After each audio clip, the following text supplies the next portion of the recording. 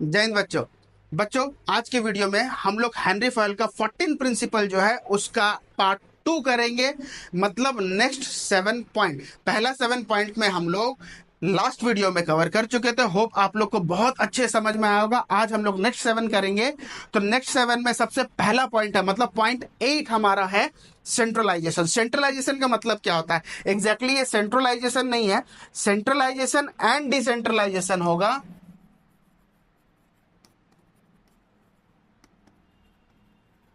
Centralisation and decentralization. Centralization का मतलब क्या होता है? सेंट्रलाइजेशन का मतलब होता है पावर इन फ्यू हैंड। मतलब बिजनेस का जो पावर जो है ना, मतलब पावर कुछ ही हाथ में होना चाहिए। ये छोटे छोटे बिजनेस में होता है। एग्जांपल के तौर पे आप लोग देखो तो जितने भी छोटे बिजनेस है ना, वहां पे देखोगे कि एक ही मालिक होता है, मैनेजमेंट भी वो खुद करता, मार्केटिंग भी वो खुद करता, पैसे भी वो खुद लगाता, सब कुछ। तो सारा का सारा डिसीजन मेकिंग जो है ना, वो उसी का ही होता है। इसीलिए बोला गया है कि पावर इन फ्यू हैंड। ये छोटे छोटे बिजनेस में ही काम आता है। लेकिन अगर जैसे हम लोग लार्ज ऑर्गेनाइजेशन में जाए, बड़ा बड़ा बिजनेस में जाए, तो हम लोग का डिसेंट्रलाइजेशन होता है। डिसेंट्रलाइजेशन का मतलब क्या होता है? पावर डिस्ट्रीब्यूशन होता है ऊपर से लेके नीचे तक, मतलब distribution of power from top to bottom. तो उसको बोला जाता है डिसेंट्रलाइजेशन। ये बड़े बड़े बिजनेस में होता है। आप लोग देखे होंगे जितने भी बड़े बिजनेस है, वहां पे टॉप लेवल मैनेजमेंट को पावर है, मिडिल लेवल को है, लोअर लेवल को है। इसका मतलब ये है कि मान लो आज के डेट में अगर मुझे 10 वर्कर ज्यादा चाहिए, तो क्या मैं ओनर को जाके बोलूंगा उसके बाद काम करूंगा? नहीं, मेरे जस्ट सुपीरियर जो है, मेरे जस्ट ऊपर जो है, उसको भी बोलने से ये काम हो जाएगा। क्यों? क्योंकि उसके हाथ में भी वो पावर है कि वो 10 एम्प्लॉय और अपॉइंट कर सके अगर जरूरत पड़े तो यहां पे हम लोग क्या समझे कि डिसेंट्रलाइजेशन जो है ये बड़े बिजनेस में काम आते हैं, मतलब बड़े बड़े कंपनीज में। और सेंट्रलाइजेशन जो है वो हमारा क्या होता है? छोटा बिजनेस में काम आता है। क्लियर हो रहा है? एक अच्छा एग्जांपल आप लोग ले लो। एक है इंडिया, ठीक है, और दूसरा है पाकिस्तान।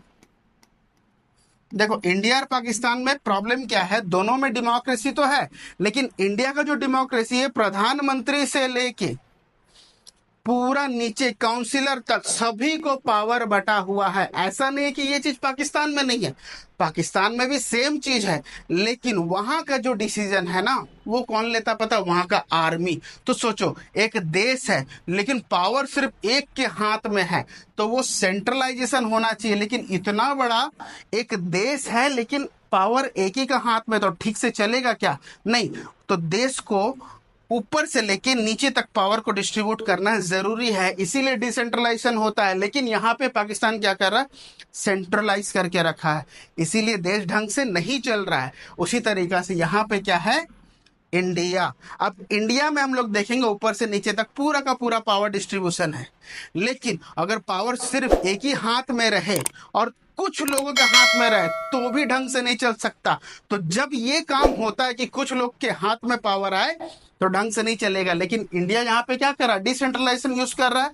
लेकिन जब जब कुछ लोगों के हाथ में पावर आए, तो ठीक उसी समय इंडिया ढंग से नहीं चलता है। तो ये चीजें आप लोगों को समझना होगा कि डिसेंट्रलाइजेशन क्या है और सेंट्रलाइजेशन क्या है। सेंट्रलाइजेशन का मतलब पावर कुछ ही हाथ में रहेगा, और डिसेंट्रलाइजेशन का मतलब डिस्ट्रीब्यूशन ऑफ पावर। क्लियर हो रहा है? तो सेंट्रलाइजेशन एंड डिसेंट्रलाइजेशन यहाँ पे कंप्लीट होता है।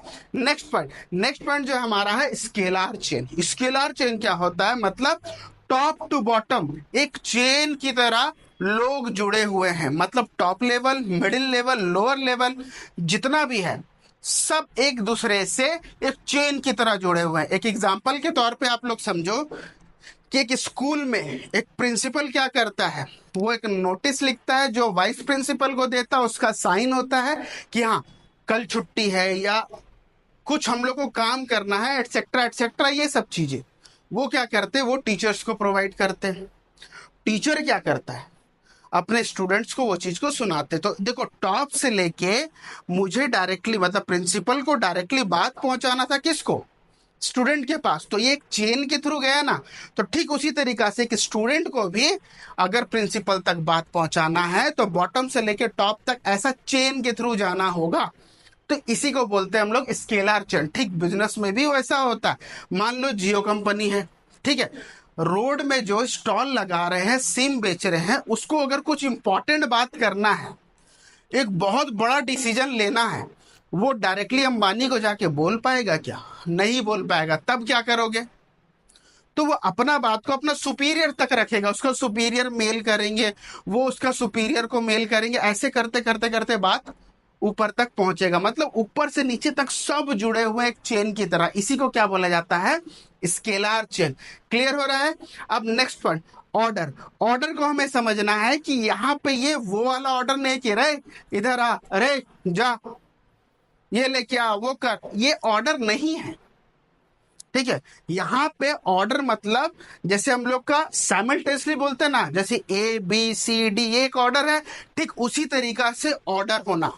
ठीक है, right person for the right job at the right time, ये है ऑर्डर। मतलब सही समय पे, सही जगह पे, सही इंसान का होना जरूरी है। लेकिन यहाँ पे सिर्फ इंसान का बात नहीं हो रहा, हमारा मटेरियल, हमारा मशीनरी, वो भी सही जगह पे, सही समय पे, सही लोग के हाथ में होना चाहिए। एग्जाम्पल के तौर पे आप लोग समझो कि मान लो एक तो शेफ है, आप लोगों को बनाना तंदूरी चिकन, ठीक है, आप किसको बुलाओगे? टीचर को बुलाओगे बना तो बोल के? नहीं, हम शेफ को बुलाएंगे। तो वो प्लेस पे एक शेफ का जरूरत है कि नहीं? तो आप लोग एक शेफ को बुलाओगे तंदूरी चिकन बनाने के लिए। लेकिन तंदूरी चिकन बनाने के लिए शेफ को तो बुला लिए, उसमें जितना भी इंग्रेडिएंट्स लगता है वो सारा चीज वहां पे अवेलेबल होना चाहिए कि नहीं होना चाहिए? तो इस चीज को अभी हम लोग को समझना है कि वो सारा चीज अवेलेबल होना चाहिए। ये नहीं कि जब वो पकाने के लिए बैठा है, ठीक है, तो नमक गायब है, हल्दी गायब है, मान लो नमक नहीं है, तो इसका मतलब क्या है? जो भी सफेद चीज मिले, चीनी मिले या कुछ और मिले, तो क्या उसको डाल देगा क्या? मतलब यहाँ पे सिर्फ और सिर्फ इंसान का बात नहीं हुआ। मैं अभी बोला ना, ऑर्डर में right man for the right time for right job, यहाँ पे सिर्फ इंसान का बात नहीं हो रहा है। बात किसका हो रहा है? वो सारा टूल्स का, वो सारा मशीनरी का, या फिर वो रॉ मटेरियल का, मतलब सभी चीज का सही समय पे सही इस्तेमाल होना। तो वो शेफ क्या किया? अगर नमक नहीं है तो क्या चीनी डाल देगा क्या? नहीं, वो नमक लेके आ गया। इसीलिए उस जगह पे सब चीज वहां पे अवेलेबल होना चाहिए। सही इंसान, सही मशीनरी, सही रॉ मटेरियल, सारा का सारा चीज। तो ये होता है हमारा ऑर्डर। क्लियर हुआ? अब नेक्स्ट पॉइंट, नेक्स्ट पॉइंट आता है इक्विटी। इक्विटी का मतलब क्या है? Kind and justice. इक्विटी का मतलब क्या हो गया? काइंड और जस्टिस, मतलब सभी लोगों को समान रूप से देखना। ऐसा नहीं कि गोरा है तो उसको अलग रूप से देखे, काला है तो उसको अलग रूप से देखे, मोटा है तो अलग रूप से देखे, पतला है तो अलग रूप से देखे, है ना, लड़का है तो अलग देखो, लड़की है तो अलग है। जॉब वॉब में ये सब चीजें होता है, ज्यादातर लड़कियों को नहीं लिया जाता। रीजन उसका ये है कि भाग दौड़ नहीं कर पाएंगे। ये बहुत सारा ऐसा चीज है जहां पे ये सब चीजें होता है। लेकिन यहाँ पे हेनरी फैल ने क्या बताया कि काइंड और जस्टिस होना बहुत ज्यादा जरूरी है। ऐसा नहीं है कि धर्म के बेसिस पे आप लोग डिसीजन ले लो, ठीक है, ये हिंदू है नहीं चलेगा, ये मुसलमान है नहीं चलेगा, ऐसा नहीं हो सकता। तो बिजनेस में हमें काइंड एंड जस्टिस होना चाहिए, सभी को इक्वली देखना है। जैसे कभी कभी स्कूल्स कॉलेजेस में क्या होता है, एक टीचर आता है, एक पर्टिकुलर स्टूडेंट को बहुत ज्यादा प्रायोरिटी देता है। हो सकता है वो अच्छा स्टूडेंट होगा इसलिए प्रायोरिटी मिलता है, लेकिन जो वीक स्टूडेंट है उन लोग को देखते भी नहीं है। अगर नहीं देखते तो बहुत गलत बात है। हाँ, हो सकता है कि वो जो स्टूडेंट है वो बहुत पढ़ने में अच्छा है तो उसे ज्यादा ध्यान मिलता है, लेकिन वीक स्टूडेंट को भी देखना चाहिए कि नहीं? तो अगर देख रहे हैं तो अच्छी बात है, नहीं देख रहे हैं तो यहाँ पे इक्विटी नहीं है। क्लियर हो रहा है? तो इक्विटी का मतलब क्या हो गया? काइंड एंड जस्टिस, सबके साथ फेयर बिहेव करना। क्लियर हो गया? नेक्स्ट पॉइंट, नेक्स्ट पॉइंट है हमारा स्टेबिलिटी ऑफ टेन्योर पर्सनल। देखो यहाँ पे पर्सनल नहीं लिखा गया है, टेन्योर पर्सनल। टेन्योर का मतलब क्या होता है? Time period. मतलब एक वर्कर को एक टाइम पीरियड देना बहुत ज्यादा जरूरी है, मतलब एक सिक्योरिटी देना। वो सिक्योरिटी क्या है अभी हम लोग समझेंगे। मान लो कि एक वर्कर या एक एम्प्लॉय एक बिजनेस को ज्वाइन करता है, एक कंपनी में जाता है, वहां पे उसे काम मिल गया, तो वहां पे क्या देखना है कि उसको कुछ टाइम सिक्योरिटी देना बहुत ज्यादा जरूरी है। सिक्योरिटी देना मतलब आप मेरा बिजनेस में 1 साल तक आप परफेक्ट फिक्स हो गए हैं, तो यहाँ पे क्या होता है कि वो 1 साल तक अच्छे से काम सीखेगा, कम से कम उसे क्या लगेगा कि हाँ मुझे 1 साल का सिक्योरिटी है, यहाँ पे हम लोग काम सीखेंगे और काम को अच्छे से करके देंगे। एम्प्लॉय को एक बिजनेस छोड़ने का सिर्फ 2 रीजन होता है, एक ओनर खुद निकाल दे या वो खुद निकल जाए। वो 2 रीजन में अगर ओनर क्यों निकालेगा, वो काम नहीं करेगा बोल के, और एम्प्लॉय क्यों निकलेगा, उसका सैलरी अच्छा नहीं होगा, जितना काम कर रहा उतना सैलरी नहीं दे रहा या फिर ऐसा हो सकता है कि उसका एनवायरनमेंट सही नहीं होगा बिजनेस का, या ऐसा हो सकता है कि वो बहुत दिन से काम कर रहा है लेकिन उसे कुछ सीखने ज्यादा कुछ नहीं मिल रहा है। तो ये सब चीजें हो सकता है कि नहीं। तो यहाँ पे भी सेम वही है कि अगर आप एक पर्टिकुलर टाइम पीरियड नहीं देंगे एक एम्प्लॉय को, तो वो बिजनेस में नहीं रहेगा, आप पहले ही निकाल देंगे। हो सकता है उसे 6 महीने लगे काम को अच्छे से सीखने में, ऐसा हो सकता है। तो जब उसको एक सिक्योरिटी मिल गया ना कि हाँ मेरा जॉब तो भाई फिक्स है, ये हमारा टेन्योर जो है वो हमारा क्या है, फिक्स है, तो इस टेन्योर में क्या करेगा, वो अच्छे से काम करेगा। क्यों? क्योंकि उसको सिक्योरिटी मिला हुआ है, और जितना अच्छा काम करते जाएगा उतना ज्यादा साल तक बिजनेस में टिके रहेगा। पहले 1 साल का कॉन्ट्रैक्ट था, अभी 5 साल हो जाएगा, 10 साल हो जाएगा। क्लियर हो गया? तो ये स्टेबिलिटी एक बिजनेस में आना बहुत ज्यादा जरूरी है। क्लियर हो गया? नेक्स्ट पॉइंट है हमारा इनिशिएटिव। इनिशिएटिव का मतलब क्या होता है, यहाँ पे बिजनेस क्या करते हैं, कोई भी बड़ा बिजनेस वो एक टाइम पे जब बैठते हैं मैनेजमेंट ना, तो जितने भी एम्प्लॉय हैं उन लोग को भी इनवाइट करते हैं कि अपना अपना आइडिया शेयर करो।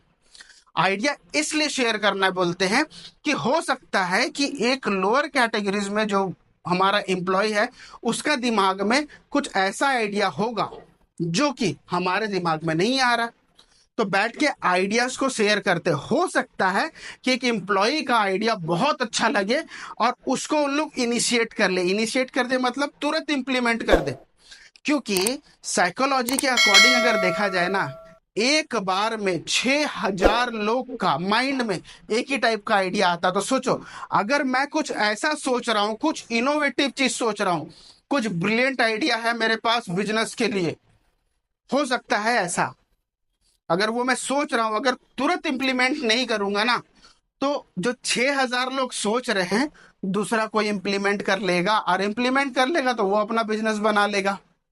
तो इनिशिएटिव इसी को बोलते हैं, जो सोचे हो ना तुरंत इंप्लीमेंट कर दो। तो वो क्या करते हैं, अपने मैनेजमेंट को बताते हैं, अपने ओनर को बताते हैं कि हाँ इस टाइप का आइडिया है, अगर इनोवेटिव हुआ, अगर बहुत अच्छा हुआ तो लोग तुरंत इंप्लीमेंट कर देते हैं। क्लियर हुआ? तो ये होता है हमारा इनिशिएटिव। नेक्स्ट पॉइंट जो है और हमारा लास्ट पॉइंट जो है, spirit D corps. Spirit D corps का मतलब क्या होता है, टीम स्पिरिट। मतलब अकेले काम नहीं करना, टीम के साथ काम करना, पूरा कोऑर्डिनेशन बना के। अगर उन लोग के बीच में सिंक अच्छा ना हो, जैसे आप लोग डांस देखते होंगे, ठीक है, अगर सब डांसर अलग अलग अपना अपना डांस कर रहा है तो क्या वो डांस सही होगा? नहीं होगा ना। वो लोग देखो पूरा सिंक में करता है, उन लोग का बीच में कोऑर्डिनेशन बहुत अच्छा होता है। तो एग्जाम्पल के तौर पे आप लोग देखो कि अगर एक बिजनेस में ओनर अगर बोला या मैनेजमेंट अगर बोल रहा है एम्प्लॉय को कि एक दिन में मुझे 20,000 यूनिट चाहिए, और एक इंसान का कैपेसिटी कितना है कि वो ज्यादा से ज्यादा एक दिन में 200 यूनिट बना पाएगा, तो क्या वो 20,000 यूनिट बना पाएगा? नहीं। लेकिन टीम स्पिरिट अगर रहा, टीम हमारे पास बड़ा है, 100 लोग, 500 लोग, 1,000 लोग अगर हैं, उन लोग अगर 200 यूनिट बनाए तो हो सकता है ना कि हमारा 20,000 यूनिट जो है वो तुरंत हो जाए। तो ठीक उसी तरीका से एग्जाम्पल मैंने लास्ट क्लास में भी मैंने यही बताया, जैसे टीम इंडिया, उन लोग टीम स्पिरिट से खेलते हैं। सिर्फ ये नहीं कि विराट कोहली अच्छा बैट्समैन है तो उसके बदौलत टीम जीत गया, नहीं, बॉलर्स लोग भी काम करते हैं, फील्डर लोग भी काम करते हैं, कीपर्स काम करते हैं, सोच के देखो। तो ये होता है टीम स्पिरिट। जब तक कोऑर्डिनेशन नहीं बनेगा तब तक एक टीम नहीं जीतेगा। तो ठीक उसी तरीका से बिजनेस में भी सेम है, अगर स्पिरिट डी कॉर्प अगर नहीं रहा तो बिजनेस ढंग से नहीं चलेगा। होप आप लोग को नेक्स्ट जो 7 पॉइंट था ये पूरा का पूरा क्लियर हो गया होगा। तो जो लोग नए व्यूअर्स हैं आए हो तो सब्सक्राइब करके जाना, और फीडबैक में कमेंट जरूर करना कि हमारा वीडियो कैसे लगा। तो यहाँ पे हमारा ये वीडियो कंप्लीट होता है हेनरी फयल का 14 प्रिंसिपल। नेक्स्ट वीडियो में हम लोग डिस्कस करेंगे साइंटिफिक मैनेजमेंट को और अकाउंट्स की तरफ भी जाएंगे। अकाउंट्स और मैनेजमेंट यहाँ पे पैरेलल हमारा वीडियो आता रहेगा डेली। आप लोग बने रहिए हमारे चैनल पे, और जो लोग नए हैं सब्सक्राइब करके रखना। तो जब तक हमारा नेक्स्ट वीडियो नहीं आ जाता तब तक फिलहाल आप लोग इसे पढ़ लो बे। तब तक स्टे ट्यून एंड जय हिंद। Thank you.